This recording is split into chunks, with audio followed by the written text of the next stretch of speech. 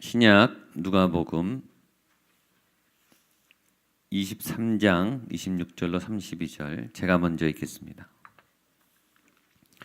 누가복음 23장 26절 한 절씩 교독하겠습니다. 그들이 예수를 끌고 갈 때 시몬이라는 구레네 사람이 시골에서 오는 것을 붙들어 그에게 십자가를 지워 예수를 따르게 하더라.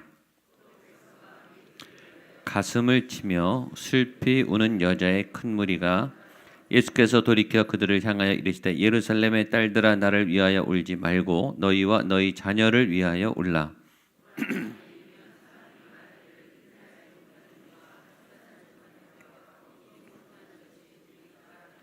그때 사람들이 산들을 대하여 우리 위에 무너지라 하며 작은 산들을 대하여 우리를 덮으리라 하리라.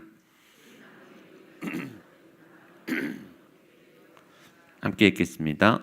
또 다른 두 행악자도 사형을 받게 되어 예수와 함께 끌려가니라. 오늘 여정은 십자가의 길 비아돌로로사를 걸어가셔서 십자가 자리까지 오는 십자가의 여정입니다. 시작은 이렇게 되죠. 그들이 예수를 끌고 갈 때 이 끌고 가는 이 길은 예수님의 십자가의 길이죠. 예수님은 오늘 십자가의 길을 걸어가시는 본문을 우리에게 주셨습니다. 주님은 십자가로 가시고 여러분들은 어디로 가십니까? 누구나 오늘 우리가 걸어가야 할 길에 관심이 있습니다. 오늘 내가 걸어가야 할 길은 어떤 길인가? 누구나 좋은 길을 또 바른 길을 내가 걸어가야 할 길을 가고 싶어 합니다. 그러나 가고 싶어 한다고 제가 원하는 길을 가는 것은 아닙니다. 우리가 그 길을 걸어갈 때 그 길을 정하는 분은 하나님이세요. 우리가 길을 잘못 정해도 하나님이 인도하시죠. 우리가 때로 길을 막 선택하고 또 계획에 없던 엉뚱한 길을 가기도 하는데 우리가 기도하는 것은 우리가 가는 그 길이 주님이 함께하고 주님이 이끄시는 길이 되기를 바라는 것이죠. 주님이 걸어가는 길은 십자가의 길이지만 죽으러 가시는 길이지만 생명의 길입니다. 살리러 가는 길이죠. 죽음을 끝내러 가는 길이에요. 죽으러 가면서 죽음을 끝내러 가시는 대역설이죠. 어둠과 고통과 아픔의 길이지만 소망의 문을 여는 아주 역설적인 그리고 하나님이 몇천 년 동안 준비하셨던 하나님의 구원의 클라이막스 그것이 십자가예요. 이 얼마 남지 않은 그 길을 주님이 걸어가시죠. 그 길을 걸어가지 않으셨으면 큰일 납니다. 저와 여러분은 큰일 나요. 예수님이 그 길을 걸어가셨기 때문에 우리가 사는 거죠. 얼마나 다행스러운 길이에요. 죽음의 길이지만 생명의 길입니다. 근데 오늘 성경은 이렇게 시작하죠. 그들이 예수를 끌고 갔다. 예수를 끌고 갔다. 예수님이 끌려가신 것처럼 보였죠. 그 상황은. 그러나 예수님이 끌려간 게 아니라 예수님이 스스로 죽음을 향해 자초해서 가시는 거죠. 무죄임에도 변명하지 않고 무죄임을 증명하지 않고 그냥 죽으러 사실은 끌려간 것처럼 보이지만 예수님이 자발적으로 가신 거예요. 사람들이 끄는 것처럼 보이지만 주님은 주님의 길을 가시는 거예요. 오늘 여러분이 어떤 길을 가는데 여러분이 결정한 것 같지만 어떤 길은 주님이 결정하신 길이고 주님이 끌고 가는 길이에요. 또는 여러분들이 여러분의 길을 가지 않고 죄인의 길을 가지 않고 주님이 결정하신 주님의 길을 따라가게 되기를 축복합니다. 여기 두 길을 가는 대조적인 사람이 나오죠. 주님은 죽으러 가지만 생명의 문을 여는 생명의 길로 가는 거고 주님을 끌고 주님을 죽이려고 가는 사람들은 죄의 길에 가는 거죠. 자기들이 주님을 끌고 간다고 생각하지만 죄인의 길에 선 길을 가는 거죠. 예수님을 죽이는 하나님의 아들을 죽이는 가장 끔찍한 만행을 저지르는 죄인의 길에 서 있는 거예요. 자기가 주도권을 갖고 있고 자기가 예수님을 이끈다. 자기가 지금 힘을 쓴다.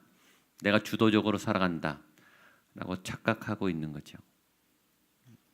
사실은 죄의 길에서 죄에 앞장서서 주님을 죽이는 내 안에 예수를 죽이는 그런 멸망의 길을 선택하는 사람.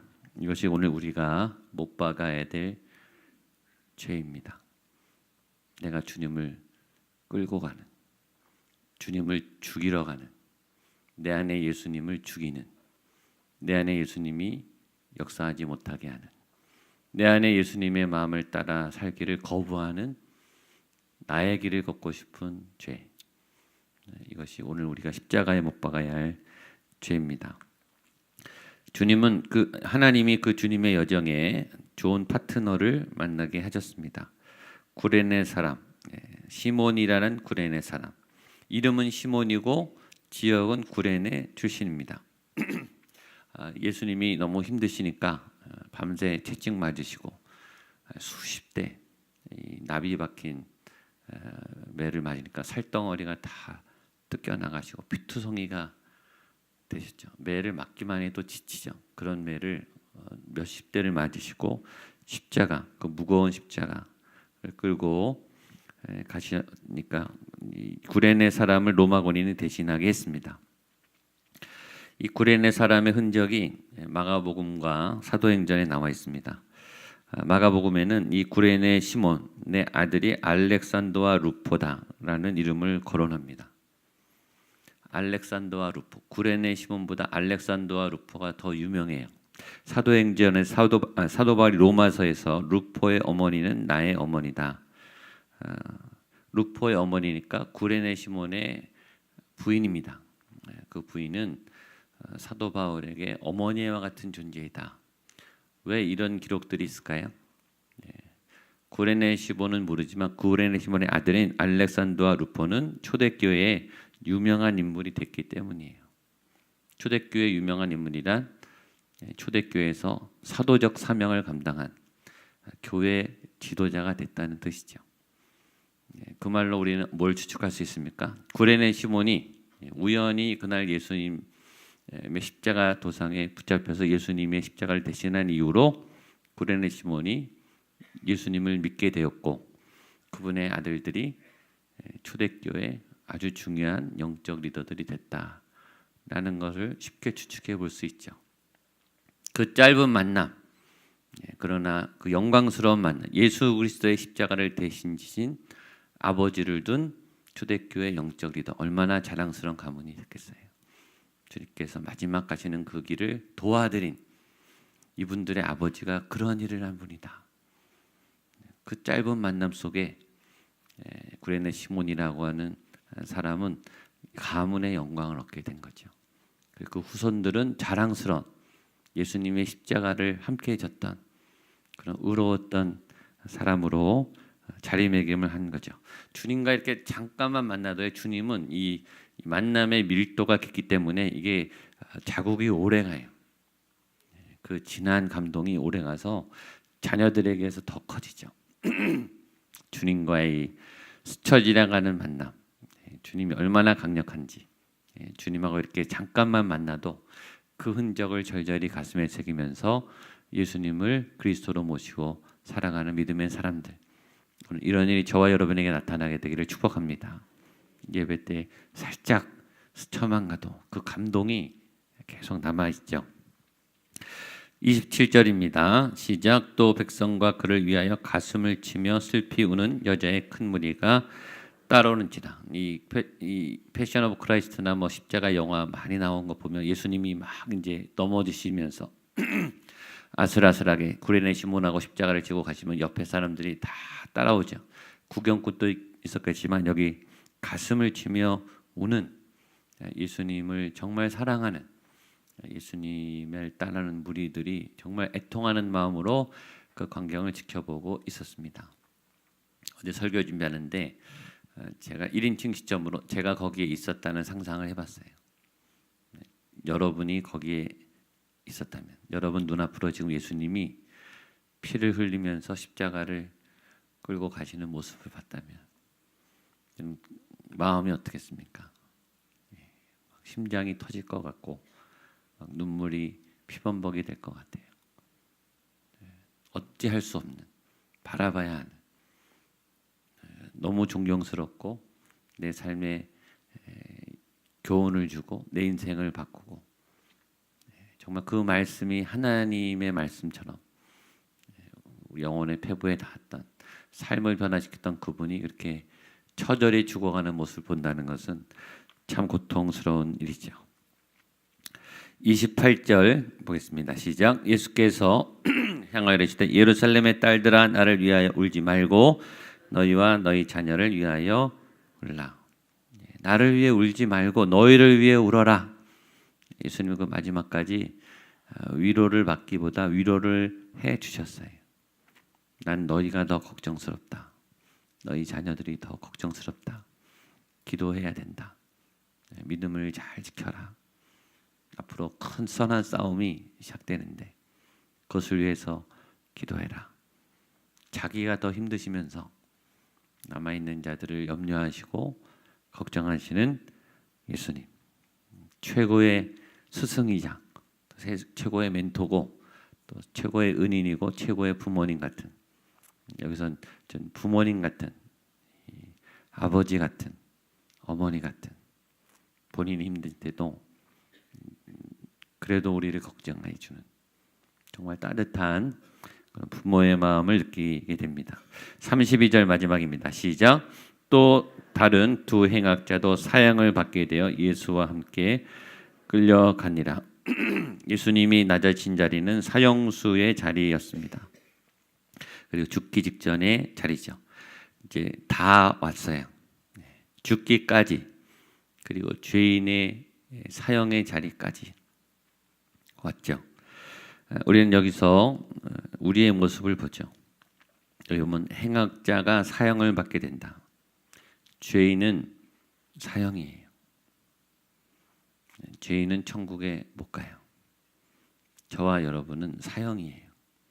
그래서 죽는 거죠. 원래 영원히 살아야 되는데 죽는 거라고요.